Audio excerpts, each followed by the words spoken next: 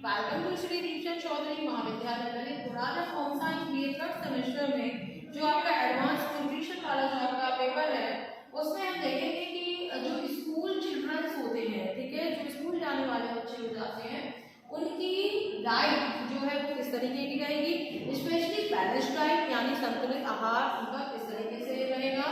और ये जो हम देखेंगे जो भी आप दे रहे हो वो हमारा ग्राम में रहेगा।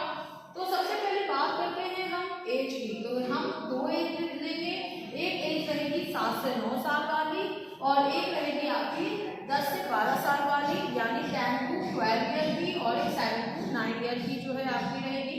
अब बात आती है कि इनमें कौन सा जो है भोज्य पदार्थ कितने मात्रा में जो दिया जाएगा, तो हम ग्राम में ही सारी चीजें देने वाले हैं। तो सबसे पहले बात करते हैं हम अनाज की, क्योंकि जो आपका अनाज होता है वो क्या होता है, वो आपका कार्बोहाइड्रेट होता है जो कि आपके एनर्जी देने का जो है काम करता है। और सबसे पहले बात करेंगे हम 7 से 9 वर्ष की, उसके बाद बात करेंगे हम 10 से 12 वर्ष की। तो 7 से 9 वर्ष में भी हम इनको दो में डिवाइड करेंगे, एक होता है आपका शाकाहारी और एक होता है आपका मांसाहारी। अब बात आती है, पहले हम देखते हैं शाकाहारी में। तो शाकाहारी में थोड़ा सा प्रोटीन की वजह से जो है कुछ डिफरेंसेस आ जाएंगे, क्योंकि जो है मांसाहारी में जो आपका मांस होता है वो भी आपका प्रोटीन का सोर्स होता है, और चूंकि हम शाकाहारी में प्रोटीन मांस के द्वारा नहीं देंगे तो कुछ इसमें जो है डिफरेंसेस आ जाएंगे। तो सबसे पहले बात करते हैं अनाज की। तो इसमें अनाज जो हम देंगे वो हम देते हैं 200 से 250 ग्राम, यानी 200 से 250 ग्राम तक जो है हम अनाज देते हैं। और यही चीज आपके मांसाहारी में भी हो जाती है कि 200 से 250 ग्राम, क्योंकि मांस मछली अंडा से प्रोटीन तो मिल रहा है बट कार्बोहाइड्रेट का वो सोर्स नहीं है, इसीलिए एज सेम है, 7 से 9 साल है। और इसी वजह से जो है इसमें लड़का लड़की का कोई डिफरेंस नहीं होता है, तो सेम रहती है, यानी शाकाहारी मांसाहारी में 200 ग्राम से लगा के 250 ग्राम तक जो है हम अनाज जो है अनाज के फॉर्म में जो है हम देते हैं। इसके बाद बात आती है दालों की। तो दाल क्या है, दाल यानी होता है हमारा प्रोटीन। तो दाल जो हमारा प्रोटीन होता है वो हम देते हैं उसको 40 से 70 ग्राम, लेकिन मांसाहारी में चूंकि हम उसे मांस या मटन या चिकन के फॉर्म में जो हम दे रहे थे, इस वजह से इसमें दाल की मात्रा जो है थोड़ी घट जाएगी। क्यों? क्योंकि इसमें प्रोटीन हमें दूसरी सोर्स से भी साथ साथ मिल रहा है, तो हम इसमें मात्रा घटा देंगे, यानी 30 से लगा के 60 ग्राम तक जो है हम इसमें दालें देंगे।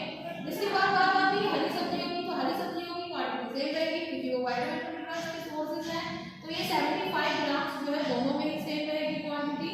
इसके बाद हम अन्य सब्जियों की बात करें, अन्य सब्जियां यानी जड़ वाली सब्जियां हैं, कंदमूल जिसमें आ जाते हैं, तो इनमें जो आपकी 50 ग्राम जो है हम अन्य सब्जियों के माध्यम से जो है देंगे।